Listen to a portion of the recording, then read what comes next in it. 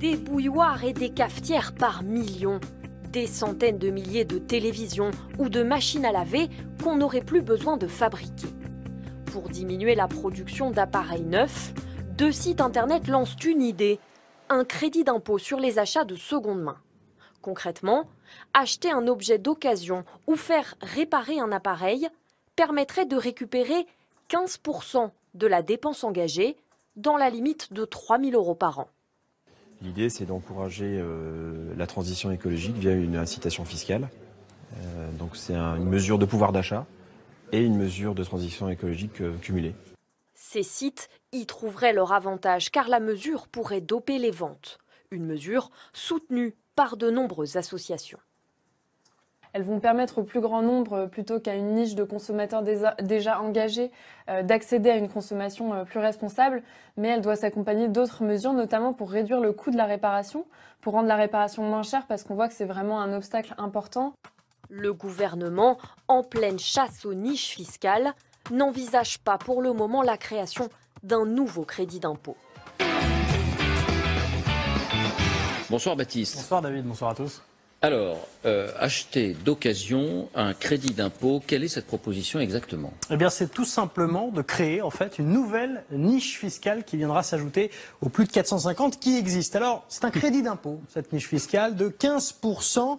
Pour qui? Pour tous ceux qui achètent des produits de seconde main, c'est-à-dire des produits d'occasion. Alors, il y a ceux qui se déplacent dans ces brocantes, évidemment, magasins spécialisés dans l'occasion, mais il y a aussi ceux, et ils sont de plus en plus nombreux, qui se rendent sur les plateformes en ligne, plateformes comme Le Bon Coin, évidemment, eBay ou encore Vinted. On y reviendra. Alors très concrètement, David, prenons un exemple. J'achète, moi, un réfrigérateur à 150 €, réfrigérateur d'occasion. Lors de mon achat, lors de mon paiement, il y a la facture et puis il y a aussi ce justificatif que je vais pouvoir faire valoir lorsqu'il va falloir payer mes impôts. Et au bout du compte, sur les 150 € de prix d'achat, eh bien il y a 15% de ce prix, c'est-à-dire 22,50 € qui vont venir se soustraire à mon impôt sur le revenu. Si je ne suis pas imposable, cet argent-là, il m'est reversé, c'est le principe du crédit d'impôt. Prenons un exemple un peu plus large. Alors il ne s'agit plus de 150 €, prenons l'exemple d'un ménage qui dépense dans l'année 2 000 € sur des achats de produits d'occasion.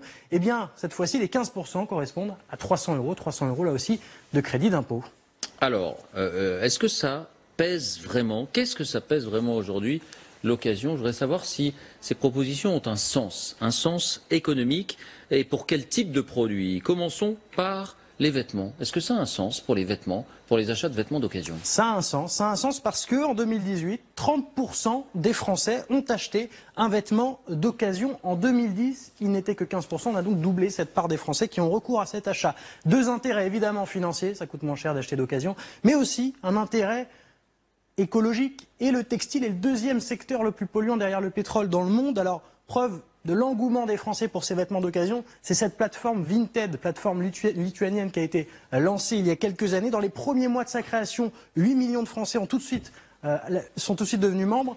1,5 million de Français y vont chaque jour, tous les jours, en ce moment, sur cette plateforme. La France est devenue le premier marché pour cette application Vinted. Est-ce que cela a un sens pour l'électroménager et pour l'électronique? Alors oui, d'abord, l'électroménager, les annonces de vente de réfrigérateurs dont on a pris l'exemple, de machines à laver ou encore de lave-vaisselle, elles sont multiples tous les jours, notamment sur Le Bon Coin, elles se multiplient. C'est un segment de marché particulièrement concerné aussi par les problèmes d'obsolescence programmée, vous le savez.